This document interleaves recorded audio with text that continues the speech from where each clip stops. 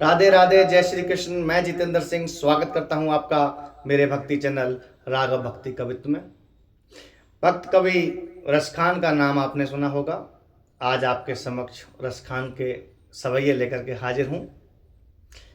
समय व्यतीत ना करते हुए सीधे सीधे आपको भक्त कवि रसखान की रचनाओं से जोड़ता हूं। सुने। मानुष्य हो तो वही रस खान, बसो ब्रज गोकुल गाँव के ग्वारन। मानुष्य हो तो वही रस खानो, बसो ब्रज गोकुल गाँव के ग्वारन। जो पशु हो तो कहा बसु मेरो, चरो नित नंद की धेनु मझारन। जो पशु हो तो कहा बसु मेरो, चरो नित नंद की धेनु मझारन। पाहने हो तो वही गिरी को, जो धर्यो कर छत्र पुरंदर धारण। जो खग हो तो बसेरो करो मिली, कालिंद कूल कदम्ब की डारन। जो खग हो तो बसेरो करो मिली, कालिंद कूल कदम्ब की डारन।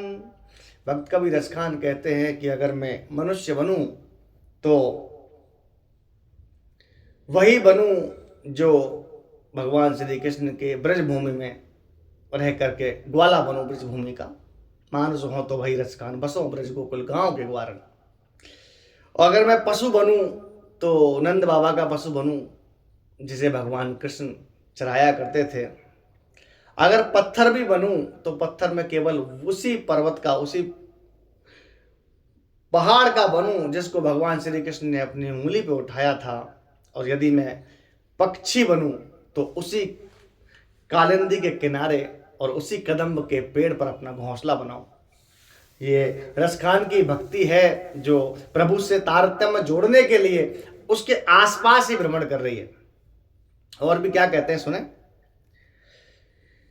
कि या लकुटी रुका मरिया पे, राजती हूँ पूरी को तज डारो। रसखान कहते हैं कि भगवान श्री कृष्ण की लकड़ी, जो गाय चराने के लिए लाठी का प्रयोग करते थे, और एक कंबल, कि या लकुटी रुका मरिया पे, राजती हूँ पूरी को तज डारो।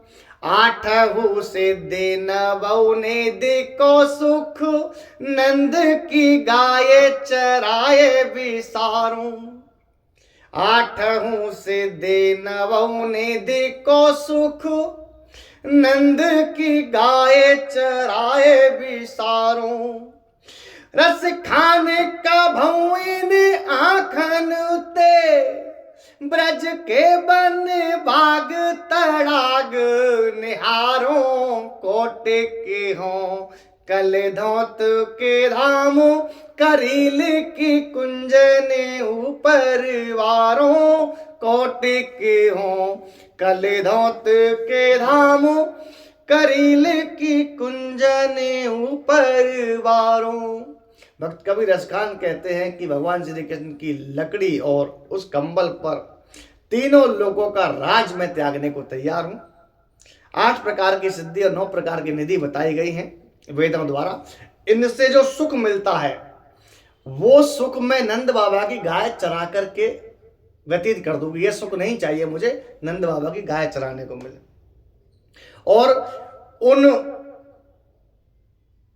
उपवनों का, उन बागों का, उन तालाबों का मैं अपने इन आंखों से दर्शन कर सकूं जहां भगवान श्री कृष्ण के लीलाएं हुई हैं, तो मैं अपने आप को धन्य समझूंगा। और करोड़ों सोने के महल में उन पर वार के फेंकने के लिए तैयार हूं। ऐसा उन्होंने सवैये के माध्यम से बताया। और सुने।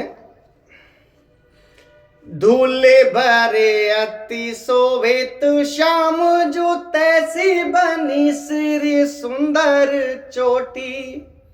इस सवैये में रसखान कवि ने भगवान श्री कृष्ण के बालपन का जो उनका स्वरूप है उसका वर्णन किया है कि धूले भरे अति शोभित श्याम जो तैसी बनी सिर सुंदर चोटी खेलत खात फिरे अंगुना पग पैजनी बाजत पीरी क छोटी खेलत खात फिरे अंगुना पग पैजनी बाजत पीरी क छोटी बाछा बिको रस खान बिलोकत बारिद काम कला निज कोटि काग के भाग बड़े सजनी हरि हाथ सो ले गयो माखन